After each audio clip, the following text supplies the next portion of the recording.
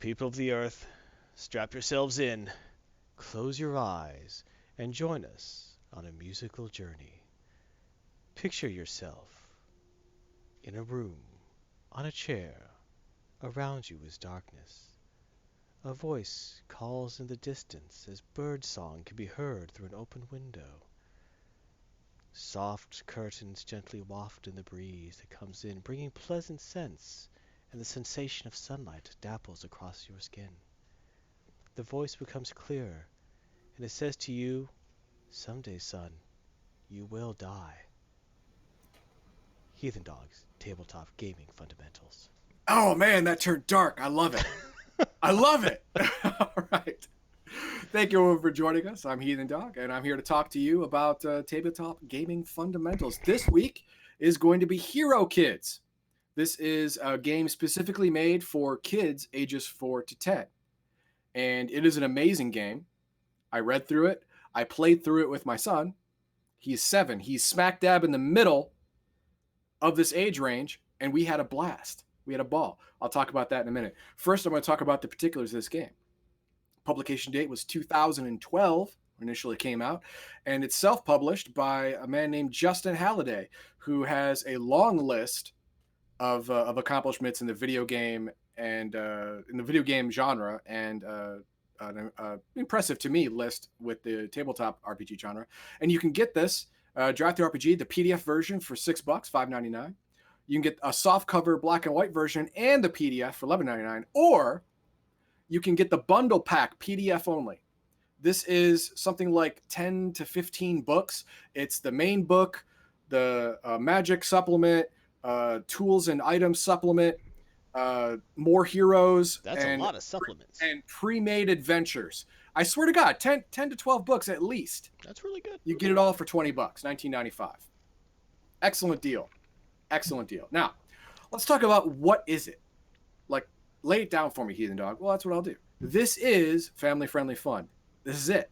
All right? Like I said, for kids ages 4 to 10, as they get older, the campaigns get more involved. Now, what I mean by that is they have levels of rules. They have the basic, what I call the basic, the regular, and expert. Basic, advanced, expert. I'm going to go with that. Basic, advanced, expert. And if they age out of the basic, like 4 and 5, they get into 6, 7, and 8. Then they get in the advanced. They get 9 and 10. They get to the expert rules. It just adds more complexity, which now they can handle. And it makes for longer gameplay, which, again, now they can handle. Okay, cool. Rules light?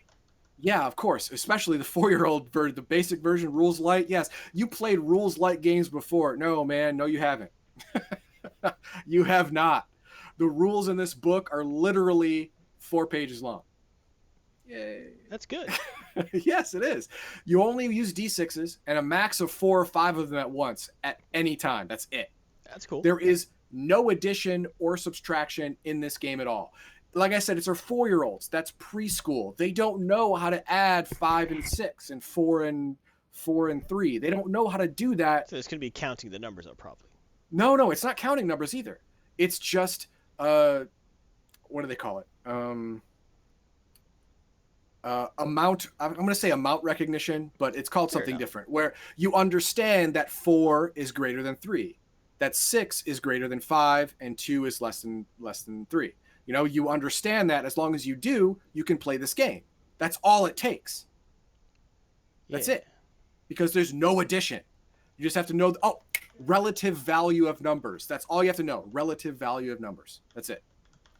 And of course, as they get older, more rules are introduced to make it more complex. But still, no addition, subtraction, just relative value numbers for any roll. And of course, there's no killing. The monsters or bad guys, they either get knocked out or they flee. And you as a character, even in a party wipe, you are knocked out. You're not killed. You're knocked out. And if the party is knocked out, then helpful people who came by take you to the nearest village where you wake up, being healed. Or if only one person, is not knocked out and they win the thing, that means everyone sleeps, and the next day everyone is now awake with 1 less level of damage. I'll explain that a little later. Now, let's talk about the setting. It's a medieval fantasy world. All right. All of your characters are from the town of Rivenshore in the valley of the Brecon Vale. Fair enough. All right. Yeah. The Brecon Vale has mountains to the north, and it is the northernmost portion, a habited portion of this continent. So it's cold a lot of times of the year. It's very Viking, right? It's very Viking. You'll be able to tell by the look of the kids in the pictures and stuff. The adults are away. All right, they are away fighting evil in a foreign land to make sure it doesn't spill into the Brecon Vale or this continent. And so the kids are there to take care of the homestead and the younger children and those who are farmers and stuff like that. These are the apprentices who didn't graduate to full warrior or wizard or rogue or hunter or whatever before the parents had to leave. So they were left in charge of the homestead. And so your whole job is to protect your village from evil that seems to be everywhere. Well, the reason is because Brecon Vale is a bastion of fertile land in a cold area. This valley is a fertile zone in an otherwise cold and barren northern region. And that's great for the people who live there. It's also great for bandits and stuff who want to take from the only plentiful place in this region. This actually sounds like more background than I expected. This guy, Halliday, put a lot of stuff into this. No, that's great. I expected all right, here's your 1 page of stats. Now go kill a monster. That is for the 4 and 5-year-old. Yeah, this is good. All this background stuff. Yeah, it's nice. Exactly. Yeah. Okay, now we get to the basic rules. Here we go. These are the basic rules. These are for the 4 and 5-year-olds. All right. There are 5 stats: melee, ranged, magic, armor, and health. That's it. Now, each of these has a number of dice to roll. As you can see from the warrior here, he has 2 dice in melee, none in ranged and magic. Obviously no magic, and he doesn't have a bow or a sling even. So he's got no ranged. And he's got 2 armor because he's got a shield and he's got some half plate going on. So, he rolls on melee and he rolls on armor to defend against damage. I'm going to get into that in a second. But other characters have other strengths and other weaknesses. The warriors have great melee and armor, obviously, and hunters have range combat because they have a bow and arrow. Wizards and healers, clerics, have magic and no melee and no range because magic is it's not as strong as melee or ranged, but it has both range modifiers. So, you can shoot magic and you can do magic up close, whereas a warrior can do really well in melee and no range, and a hunter can do really well in range but no melee. It's a trade. I get it. It's great. Now, in combat, your highest roll wins. No adding, just highest roll. So the warrior, for example, has 2 melee attack dice. Let's say he's fighting another warrior. So he rolls his 2 dice. He gets a 3 and a 4. Now, the person he's hitting, another warrior, has 2 armor. He rolls armor. He rolls a 1 and a 5. You look at the relative value, which is highest. You choose the highest value. The highest value of the attacker is a 4. The highest value of the defender is a 5. The defender takes no damage. That's it. That works. Yeah. And everyone does 1 damage. If you succeed in that roll, like if the attacker got a 6 and he got a 4 and a 6 and the defender got a 5 and a 5, well, that's 6 beats a 5. So there you go. 1 damage to the defender. Now, in the case of a tie, the next highest number goes. But if a warrior is fighting a mage only has 1 armor die. So, a warrior rolls a 6 and a 1 for melee attack. The mage rolls a 6 armor. Well, they both tied on the highest number, so you go to the next highest number. Well, the mage doesn't have a number. The warrior has a 1. Well, that's higher than nothing.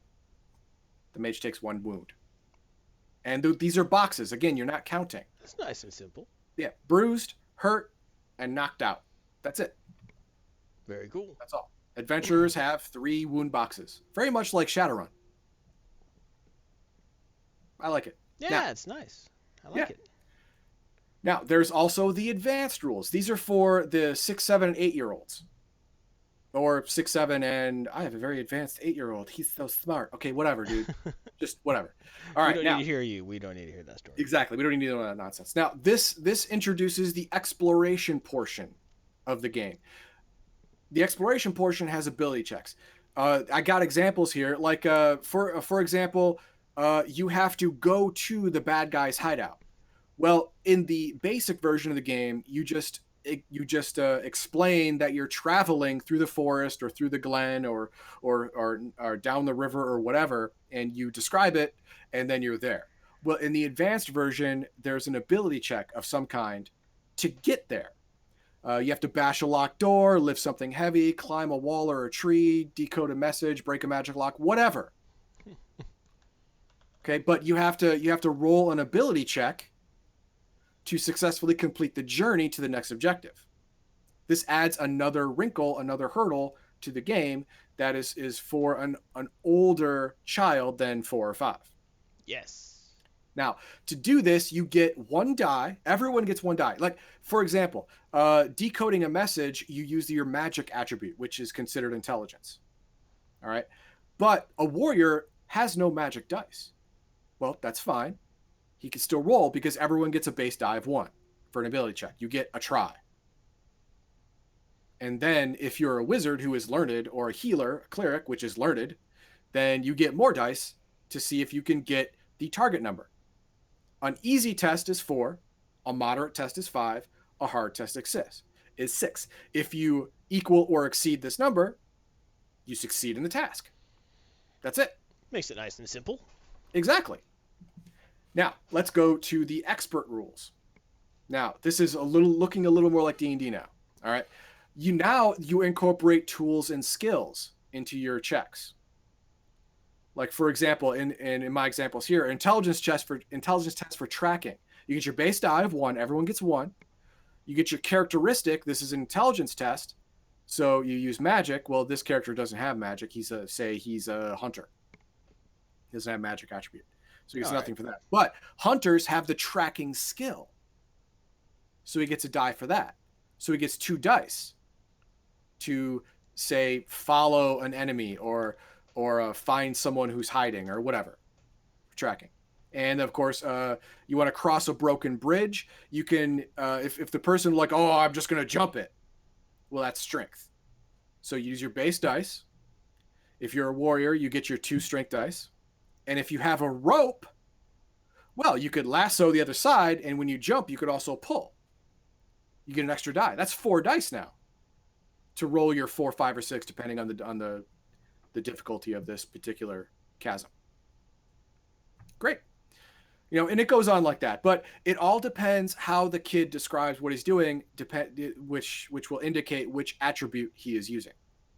And that, for an older child, 8, 9 or 10, or 8, 9 or 10, if I have a special child, 9 or 10, he or she will understand that I am a wizard, I am a healer, I have to use my brain and not my, hand-eye coordination or brute strength to get a better roll. The older child will understand this and try and outthink the problem instead of outfight the problem. Very good. Exactly. And then we have the adventure blueprint. At the end of the main book, it gives you a blueprint to build an adventure for each level of the game. Basic, that's advanced, really helpful. So yes. You're not left in the dark like, well, what is good for this? That's really exactly. Smart. Yes. In the basic game, you have the foundation, which is the setup. For example, your group is patrolling the farmlands for bandits, because that's part of your job, to protect the food of the village of Rivendell or whatever. And you come across a small farming village, and they say, oh, we've been attacked by giant bats. Really? Every night giant bats come and they try and kill us. We have to hide in our homes. We don't know what to do. Oh, well, we'll stay and we'll fight the giant bats for you. Okay. That's the foundation. That's the setup that actually gives you the cornerstone for the rest of the adventure. Then you have the first battle, the bats. At night, the bats come, the heroes hopefully beat them away. And the morning comes, everyone's very happy, but the village elder is like, well, the bats come from this cave on top of the mountain, and they're just going to keep coming until someone takes care of the Bat King. Oh, well, we'll go and take care of the Bat King. The journey happens, and then you fight the boss, which is the finale. That's the 4 and 5-year-old basic game. Now, in the advanced game, you can introduce more problems and more story. The foundation is the same. The village is being attacked by bats at night, and the heroes stay to fight off the bats so no one gets hurt that night. Which happens the first battle. And then the journey, climbing the mountain. There's going to be some kind of ability check to surpass the journey part, the mountain. Maybe it's a landslide happened and you have to figure out a way over a whole bunch of rocks, or it's a climbing test, which is obvious, or it's you're attacked by a bat of some kind to defend its home, something. There is some kind of obstacle that happens in the journey. And then you surpass the journey, you overcome it, and then you get to the boss battle, and you fight the giant Bat King. And then you have the expert game. The foundation is the same, the first battle is the same, the journey is the same, but it has now a problem-solving element, not just an ability check, but a problem-solving element, because you have skills and items to use to help you overcome the problem. So it becomes, how do I attack this problem? Instead of, oh, I just have to roll dex because I have to climb. No. You could roll dex to just climb. You can use a rope to help you climb, or you could grab your swords and push them into the side of the hill to help you climb. That'd be a strength test, obviously. Or you could use your intelligence, your magic attribute, to try and find a safer route around the obvious sheer cliff that you're looking at, or your tracking ability to follow animals up, whatever they come up with. They're now old enough to have the ability to think more logically and more creatively about the problem. And then you have another battle, maybe with problem solving. Maybe you get to the giant bat lair, but they have bat guards. Do you fight them? Do you sneak by them? Do you trick them? This is the second problem. Do you kill their parents and make them orphans? Something. Oh God, I was a no, bad we guard don't. once. We don't actually do that here because there's no killing. All right, now, and then you get into the boss's lair. You have to make it to the boss's thing. Now, this is an optional, a possible battle or problem solving to get to the actual boss, and then you have a boss battle. So as you graduate from basic to advanced to expert, you have a whole lot more options. But even so, I made that up just now. I did not think about that beforehand. This is easy to do if you are an experienced role player and you're looking to teach your children.